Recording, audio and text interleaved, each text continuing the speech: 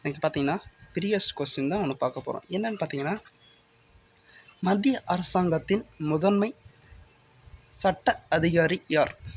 இதுதாங்க கொஸ்டினு. இதுக்கு 4 ஆப்ஷன் கொடுத்துருக்காங்க பாருங்கள்.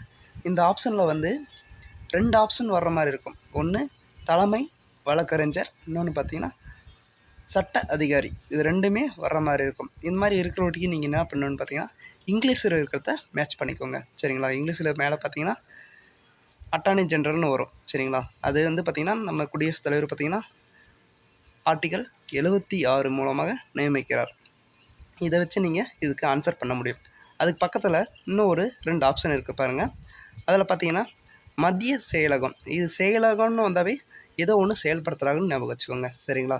இப்போ தற்சமயம் யாருக்காகன்னு பார்த்தீங்கன்னா ராஜீவ் கா, இவர் தான் வந்து தலைமை செயலாளராக இருக்கார். இன்னொரு ஆப்ஷன் ஒன்று இருக்குது பாருங்கள், சிஏஜி. சிஏஜி யாருன்னு கேட்டிங்கன்னா தற்சமயம் வந்து ஜி சீனிவாசன். சரிங்களா? சிஏஜினா கணக்கை வந்து நேர்படுத்துறவங்க மட்டும்தான் சிஏஜி. சரிங்களா?